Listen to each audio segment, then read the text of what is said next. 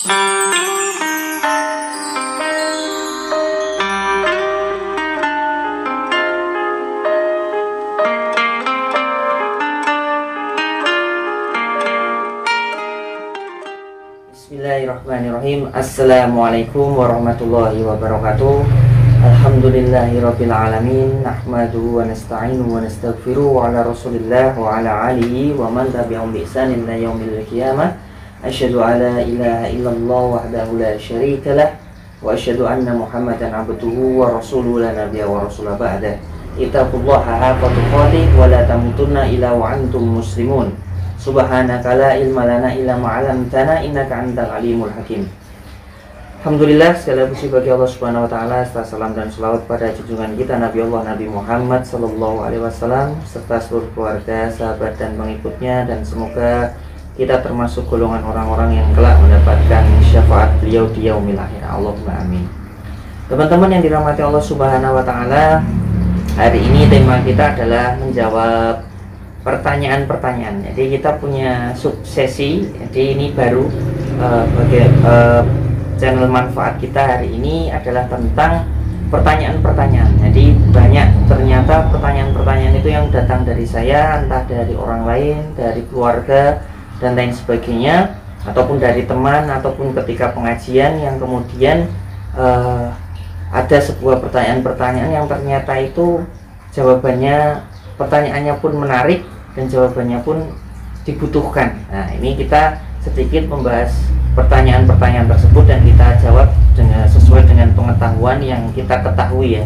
Dan tentu saja nanti jawabannya tidak melenceng dari Al-Quran dan hadis, dan kita akan tampilkan dalil-dalilnya, kemudian kita berikan pendapatnya, entah kalau ada pendapat ulama dan lain sebagainya, ataupun dari kita sendiri ya, insya Allah. Nah teman-teman yang dirahmati Allah Subhanahu wa taala, ada sebuah pertanyaan. Ini menarik. Ini pertanyaan tadi malam ya, ini ketika diskusi bareng-bareng teman-teman ngaji.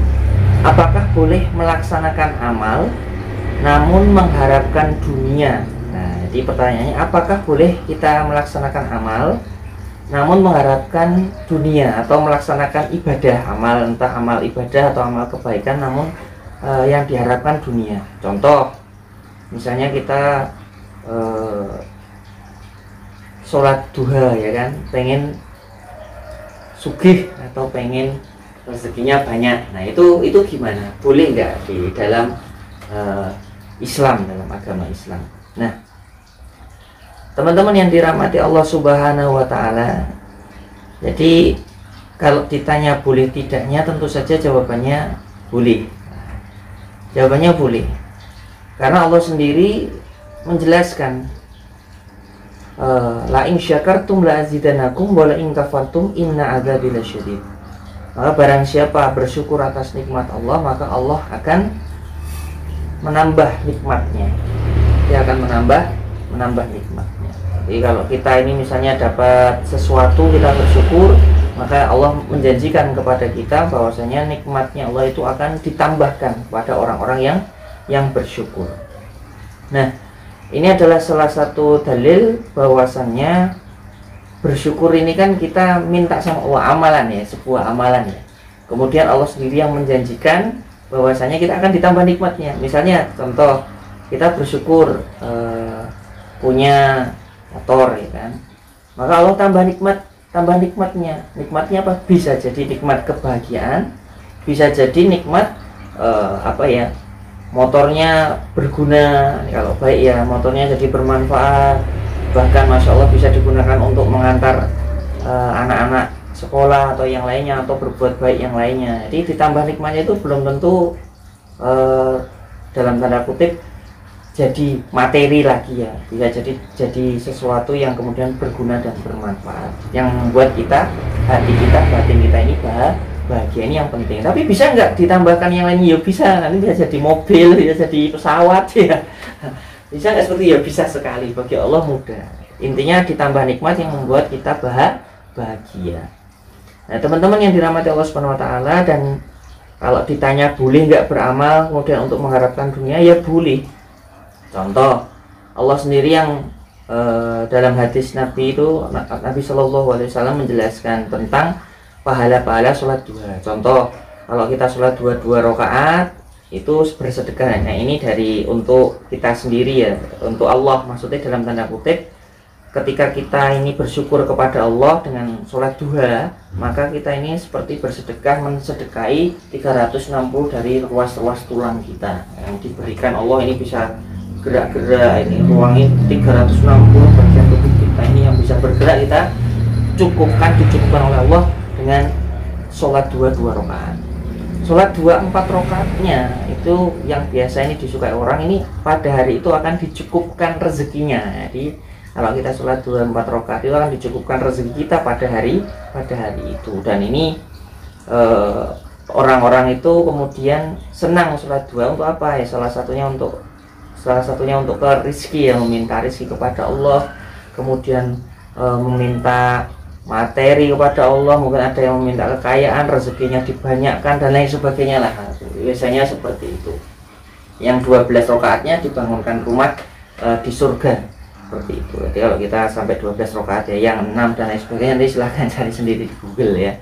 Nah, teman-teman yang dirahmati Allah Subhanahu wa taala, jadi di sini kita melihat bahwasanya Allah pun mengiming-imingi manusia dalam hal beribadah dengan dunia, dicukupkan rezekinya. Kemudian di hari itu dia tidak akan kasarannya itu mungkin kelaparan ataupun kekurangan sesuatu dan lain sebagainya. Karena yang namanya dicukupkan kan biasanya nek makan nggak ada, jadi ada, insya Allah bisa makan. Kemudian perlu sesuatu di hari itu ada saja rezekinya, dicukupkan ya. Nah maka boleh nggak? Ya boleh. Kemudian yang ketiga, dalilnya apa kita boleh untuk mengharapkan dunia, misal untuk sukses, jadi orang kaya dan sebagainya. Doa kita kan yang terkenal ya, doa sapu jagat ya, Robbana atina fid dunya hasanah wa fil akhirati hasanah wa qina adzabannar. Jadi kita meminta sama Allah itu untuk bisa bahagia di dunia dan di akhirat. Jadi nggak cuma di akhirat loh, kita minta bahagia di dunia, diberikan kebahagiaan di dunia dan di akhirat. Ya jelas kalau misalnya akhirat kita melakukan amal ibadah kepada Allah, ikhlas, mengharap ridha Allah dan lain sebagainya, kita akan mendapatkan bagian di akhirat. Kemudian kita tidak lupa, kita juga butuh dunia kita.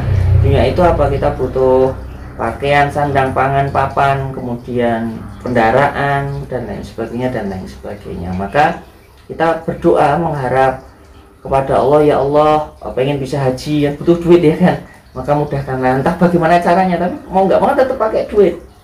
Kecuali jangan diundang Raja Saudi atau dapat umroh dari orang lain ya kan, haji umroh dibayari orang lain, bisa jadi seperti itu. Tapi secara umum, secara logika kan pakai harta, pakai duit. Makanya haji ini adalah ibadah wajib bagi yang mampu. Maksudnya bagaimana mampu ke sana, karena perjalanan ke luar negeri kan nggak bisa kemudian kita asal ke sana ya. Meskipun ada orang yang bisa naik sepeda, ada haji backpacker dan lain sebagainya. Tapi secara normal ya, kita bicarakan secara normal, maka butuh biaya. Misalnya secara normal kita daftar haji, butuh duit kan, 25 juta kursi dan lain sebagainya secara normal. Tapi ya kita harus yakin juga, nek kita niat, meskipun kita orang nggak punya, nggak mampu, kita minta sama Allah, Yagoni ya kan. Nah, kenapa Allah ini punya nama Yagoni ini menarik loh. Kenapa Allah kok di Asmaul Husnanya kemudian Allah menyebutkan bahwa dirinya itu maha kaya? Untuk apa ya? Untuk kita minta kekayaannya Allah. Sedikit ya Allah, berikanlah kepada kami kekayaanmu sedikit daripada kekayaanmu. Allah itu maha kaya, ya bro, nih maha kaya. Maka kita minta sedikit-sedikitnya itu ya wis, masya Allah, kita bisa sehat, kita bisa cukup, kita bisa kaya dan lain sebagainya. Mata kita masih bisa melihat, ini kaya banget loh ini. Itu boleh ini ditutup kan, orang buta aja cuma satu. Saya punya teman buta itu nggak disuruh milih mobil, motor, dia cuma milih satu, bisa melihat. Berarti kan kita ini sebenarnya kaya sekali ya kan. Nah seperti itu. Nah teman-teman yang dirahmati Allah Subhanahu wa taala, ini ya salah satu pertanyaan, apakah boleh kita mengharapkan dunia dalam beramal? Pertanyaannya boleh nggak? Ya boleh. Nah, maka kenapa ada dalil-dalil amal, apa itu fadilah amal dan lain sebagainya ya. Meskipun beberapa dalilnya itu doif dan lain sebagainya, tetapi para ulama sepakat bisa digunakan untuk bersemangat agar kita bisa berlomba-lomba dalam kebaikan. Wallahu ta'ala alam bisawab. Semoga bermanfaat. Aku lupa lihada. Wastaghfirullahalazim. Manfaatkan hidupmu, hidupkan manfaatmu. Khairunas anfa'um linas. Sebaik-baik manusia adalah sebaik-baik manusia yang bermanfaat. Assalamualaikum warahmatullahi wabarakatuh.